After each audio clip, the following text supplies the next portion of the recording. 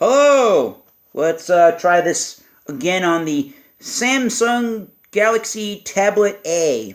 Got the chat up if anybody is going to do a chat session with me live. This is the Massachusetts Beer Reviews channel of YouTube.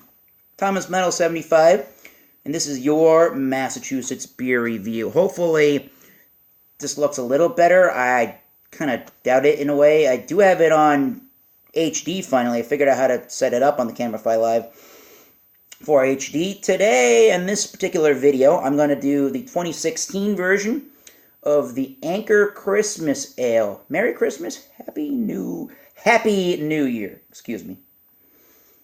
They say on the neck of the bottle, this is the 42nd annual Our Special Ale from Brewers at Anchor. It is sold only from early November to mid-January. The ale's recipe is different from every year, as is the tree on the label, but the intent with which we offer it remains the same. Joy and celebration from the newest of life. Since ancient times, trees have become... Okay, yeah. There's the tree this year. Kind of cool. Yes, they are one of the oldest craft brewers in America. Anchor is from San Francisco. They make the Anchor Steam. You probably heard of that a bit. Anything else about them I can tell you is they first brewed it in 1975. It's 6.5% alcohol by volume. Hops, malts, and the dry hops they use are top secret, and this is available between November and January. Yeah,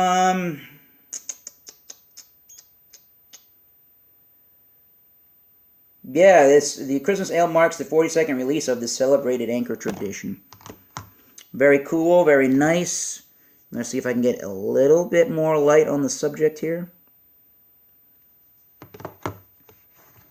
Maybe I can. I'm going to put it in my German Schwarz beer type glass, because that's the one I have out right now.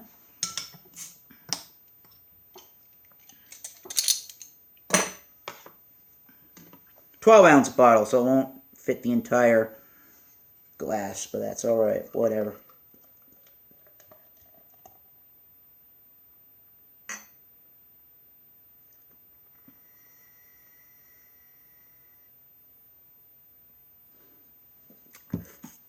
Holy moly! Wow! That's like 10 fingers of head, practically. Holy shnikes. Wow, and I even tilted the glass, as you guys could tell. That's ridiculous. Yeah. Very tan head with lots of small and kind of medium-sized bubbles there. Big fat bubbles, too, like that one. The color of the beer is definitely a mahogany red. Very dark, but it is mahogany in its red tinges. I can see some of the carbonation streaming out. There is crackling and popping of the Rice Krispie variety. Very malty in the smell. Lots of caramel and toffee notes. Lots of bready, yeasty notes. There's some brown sugar, molasses-y type notes. More of the brown sugar. Brown bread. It's toasty. It's kind of nutty as well. It's got some dark fruited quality to it. There's a little bit of alcohol astringency, but at 6.5, it's barely anything. Maybe raisins or plums or figs. Like an oatmeal type cookie thing with the raisins. Yeah, kind of. The whole contents are now in the glass. And that is a beautiful beer. And we got to get through that head to drink it. Alright, let's get through the initial sip of the Anchor 2016's Christmas Ale.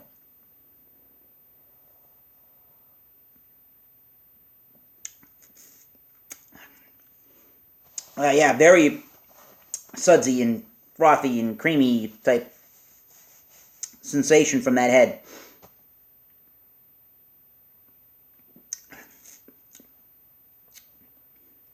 There are some coffee type notes in this too. It's definitely nutty and roasty. It definitely has some baker's type dark chocolate to it. There's definitely a raisiny, plum, fig, cherry kind of a note, even though cherries aren't really dark fruits. It's got the cherry, some cherry notes, and some of those darker fruited qualities about it.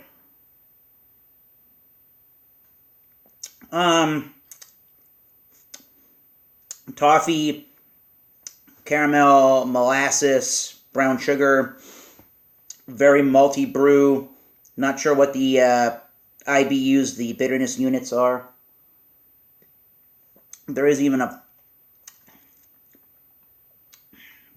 piney, resinous type feel, but it's not overly like IPA bitter. That's definitely not what's going on. It might be more earthy in its taste than, actually bitter or like hop resin. Oh, it's very carbonated. Holy damn. I'd say it's a straight up medium to full bodied beer. More along the lines of a medium bodied beer. I don't find it to be an extremely refreshing type brew. It just reminds me of the fall time with those kind of a heartier, maltier flavors to it. It's definitely crisp. Definitely, as you can tell from that burp.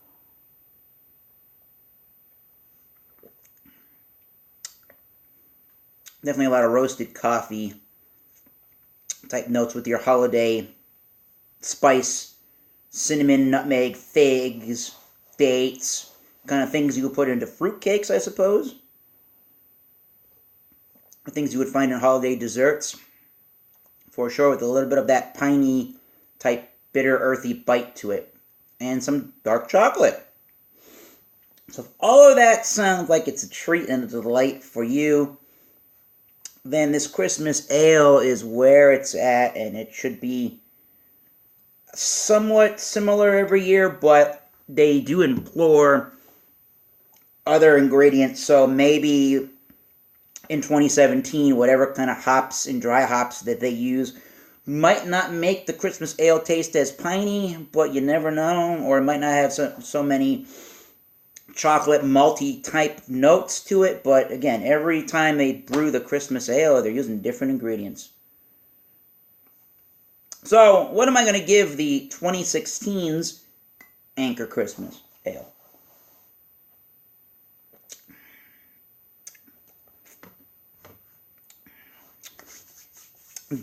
I think if you let this get to room temperature a little bit, it's probably a little bit better. It's probably not so up in your face about the winter kind of spices they use.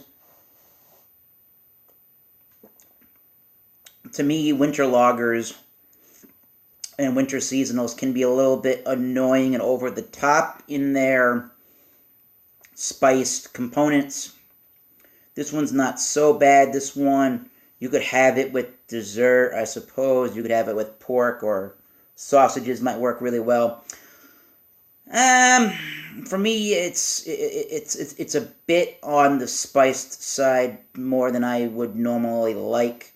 I mean, it's pretty easy drinking. It is a medium to full bodied, but I'd say for the kind of a beer and the style that it is, it's pretty easy drinking overall. But I'd give it a low B- if they utilized less sweetness and less spicy holiday type spices. This probably could get bumped up to a little higher of a grade. But I mean, B-, it's still well above average in terms of beer overall. And Anchor beers can be found practically everywhere in America, as far as I would guess, that has, that sells craft beer. So yeah, I'll just give it the B- range overall. It's alright. It's nothing that's knocking my socks off or wowing me, but it's nice. Change of pace this time of the year. So, till next time, this has been Anchor Christmas Ale from 2016. Till next time, cheers. See you soon.